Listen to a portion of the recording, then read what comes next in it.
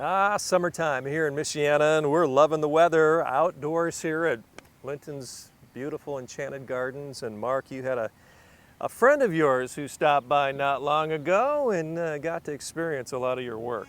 Well, yeah, a couple months ago, P. Allen Smith was here and actually spent the entire weekend with us and had a great time. We had some seminars for our guests that he really shared a lot of his wisdom and his talents along with our guests. And afterwards, he asked me to take him around Michiana and share some of our landscape projects that we're pretty proud of. You know what? I think he probably picked up a few things, don't you think, maybe? I don't know if we taught him anything, but I do know that he enjoyed getting out and seeing some of the beautiful properties that we've had opportunities to work on.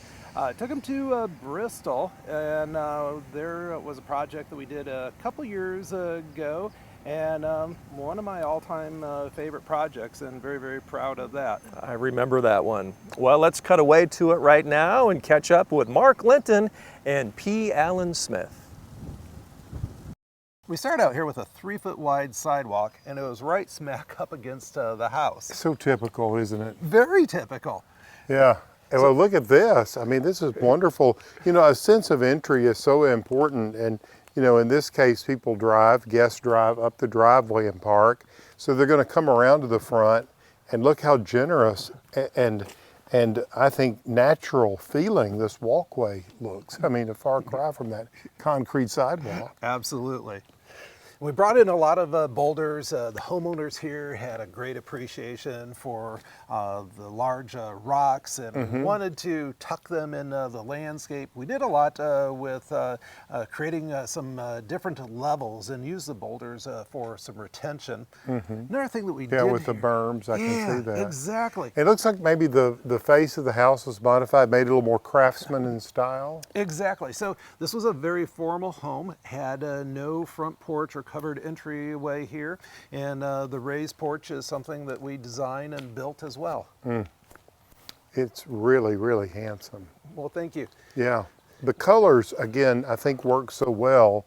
The inert materials, that which is not a living plant, all hang together, the grays, the browns, the slight rusts and ochres.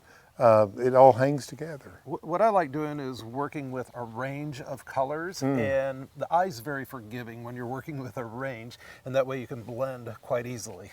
One of the things that I notice here, it's just a subtle detail, but I love the rain chains that you've put in. Are those from Linton's? It is, and that was a request by the homeowners. We use those as well, and people see them and they go, where can I find those, you know? The neatest thing is coming out and watching them when it's raining. Yeah, you watch the water swirl down. They put on a nice show. They really do. That's very, very nice. Can't wait to see the back. Oh my goodness, there is something very special in the back. This is quite a water feature, my goodness. It's probably one of the largest streams, if not the largest stream that we've ever put in. Oh my gosh, it's fantastic. And this bridge that you've created with stone to get from one garden room, this is a big room, a lawn, to the other lawn. And you can see, I guess that's the origin up there of up there of the water. And it winds all the way down through this property. It's really beautiful. What I love is the sound. No matter where you're at in the yard or even in the house, you can crack open one of those windows and you can hear the sounds of the falling water. Well, you pull up and you come around the house, and it's that element of surprise. I love delight and surprise. I like that too. It should be considered more in landscape. I consider it a design element, this idea of mystery or surprise. Exactly. And then it gives the garden gives itself away over time. But I love the way in which you've tied these features together with the water, the rill, this rill of water, and then here's a place for sitting around the fire, a fire pit, and it's integrated again nicely with all these different conifers, evergreens, and then the emerging deciduous shrubs. And I saw some great perennials there. One of my favorites, the Russian sage. Oh my goodness, those are beautiful. They are. Probably one of the biggest or toughest sales that we have is working with some of our clients. Now, it wasn't this client here at all, but a lot of them will say, well, you know what?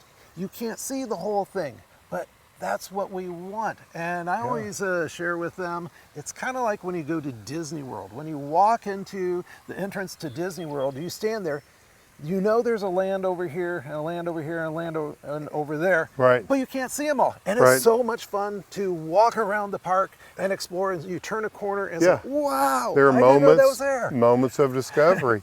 The mouse knows how to lay out a plan. Yeah. There you go. Mickey So we like Mouse. to do that in landscaping as well. Yeah, absolutely. I see you're using daylilies in the landscape. That's a wonderful perennial that is not used enough, in my opinion.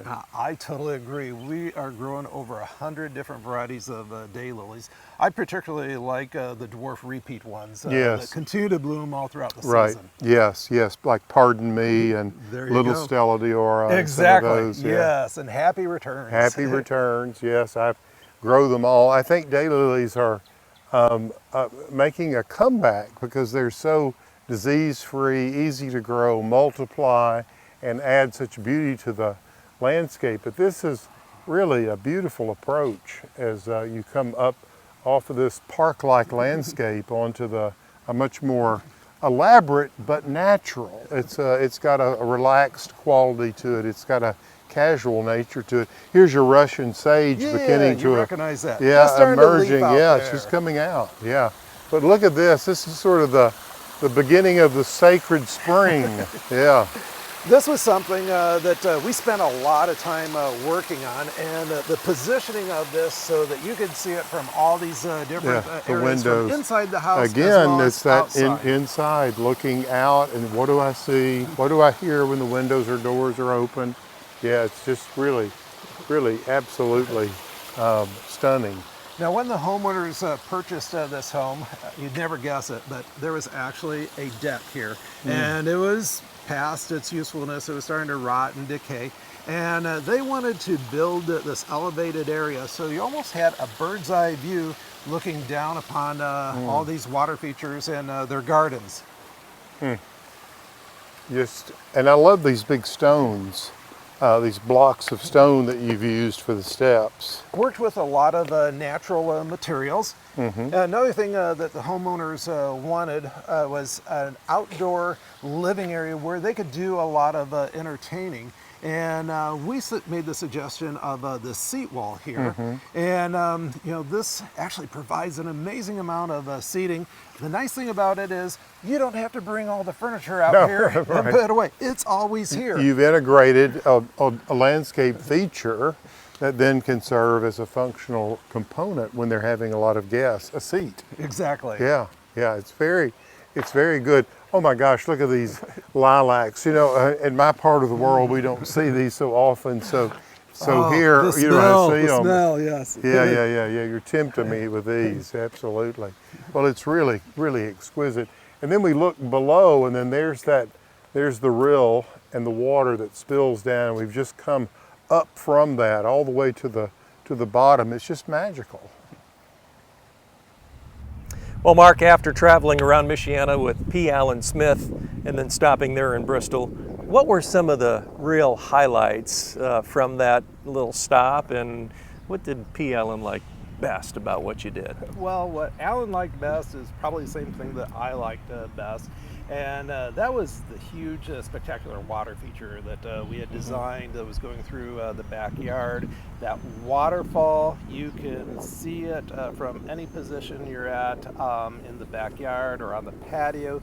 You can hear it from any room in the back of the house and any place in the backyard as well. You hear those soothing sounds and relaxing sounds of falling water. Kind of took his breath away, didn't it, when he saw it for the first time? It did. Yeah. It was a wow, and it was totally unexpected. The second most impressive thing that he shared with me was just the non-stop color. Even though there were things that were not in bloom, because he's a plant geek like I am, he could tell that there was going to be non-stop color, non-stop beauty all season long, the way we had it planned for spring blooming, summer blooming, fall color, and winter interest as well. He's got a deep appreciation for that kind of planning, I bet. He does, Yeah, he does. yeah. So it was great to kind of show off a little bit of Sure. our work to someone who's highly respected, not only in the United States, but really outside the country as well. Absolutely. Well, I tell you what, there's plenty of time for you to be a part of what you've just seen as well. You can call Mark and schedule a time to get together to talk about your next pond or waterfall or any kind of landscape renovation. Hey, much more coming up on the program. Stay with us. We'll be right back.